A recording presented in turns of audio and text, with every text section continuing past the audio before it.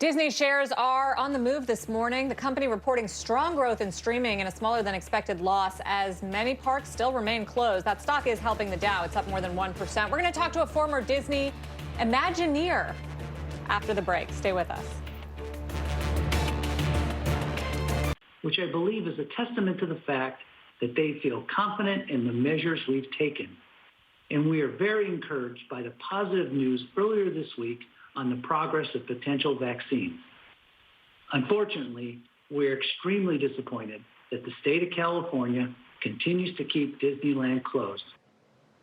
That was Disney CEO Bob Chapek on the company's earnings call yesterday afternoon talking about park reopenings. For more, let's bring in Bill Coan. He is CEO of ITEC Entertainment and a former Disney Imagineer. Bill, good to see you this morning. Hey, good morning. Nice to be with you guys. Now, those comments by Bob Chapek, of course, that's been the company's position all along. They feel as if California is being too restrictive here in terms of reopening of the parks there.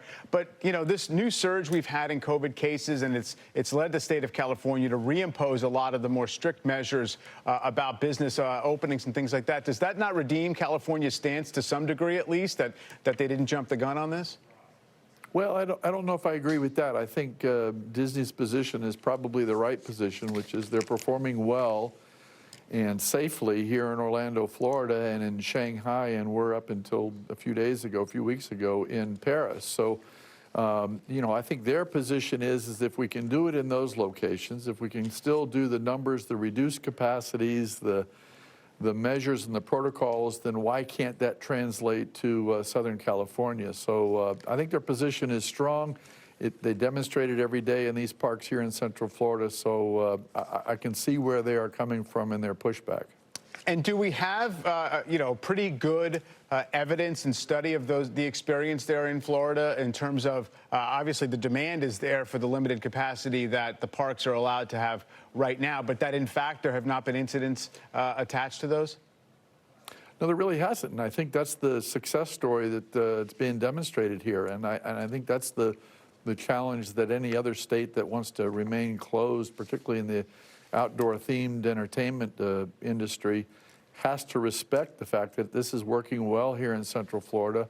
We've been open for a while. The demand is growing, even though the capacity controls are still in place. So it is a great little test site for what can happen if you operate correctly and respect the disease for what it is, but also understand how you can operate safely.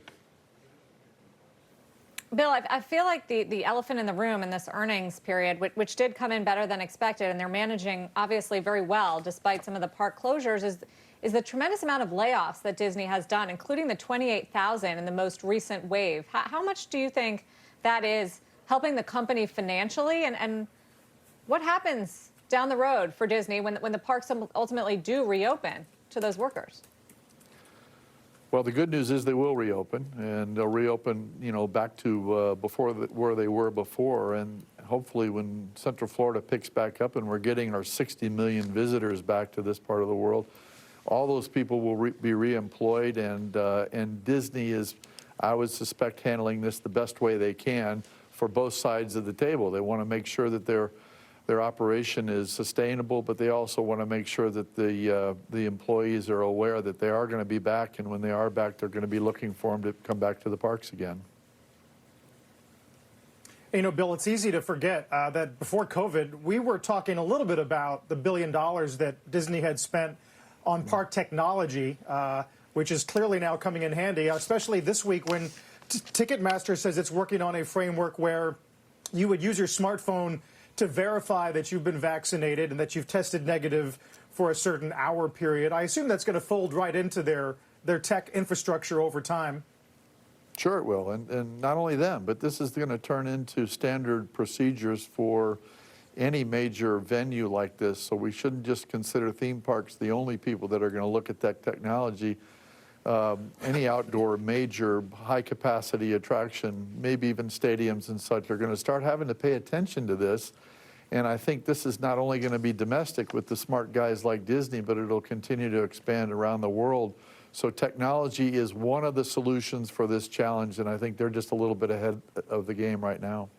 As a park operator right now, Bill, would you go along with the premise, as you suggested earlier, that there will be a fully back to normal moment out there, not too distant future, including things like international tourism volumes and all the other things that used to sustain these parks?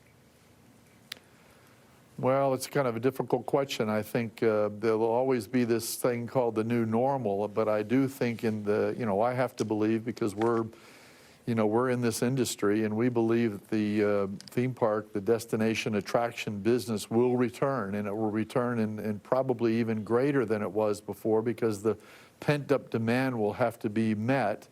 So I would suspect there is a date, as you say, out there in the future where we will look back and say, that was a difficult time, but we're close to being back to normal or even ahead of schedule in some places of the world. Well, Disney stock jumped, Bill, I think 12% on Monday when the 90% effective Pfizer vaccine results came out. Is that the moment you're thinking? Do you see it like a light switch when we get a vaccine? Yeah, I think it has to go beyond the vaccine. You know, the difference that probably most people don't recognize is Disney isn't an entity of themselves. They still are going to be dependent on the travel industry, airlines and such, to be able to get the people back to these locations. Because right now in Central Florida, the majority of the people going to the parks are kind of local and regional people, drive-in attendants. But once to get back to those major numbers, those 50, 60 million numbers here in Central Florida, you're going to need the rest of the travel industry to come back to life. And I think that gets a little bit beyond the idea that there's a vaccine that's going to solve this issue. There is no silver bullet. It's kind of a progressive strategy that everybody has to pay attention to. And there's a lot of players in this, not just Disney by themselves. Yeah, it'll be fascinating to track, Bill, as it moves along. We appreciate your time this morning. Thank you. Thanks for having me.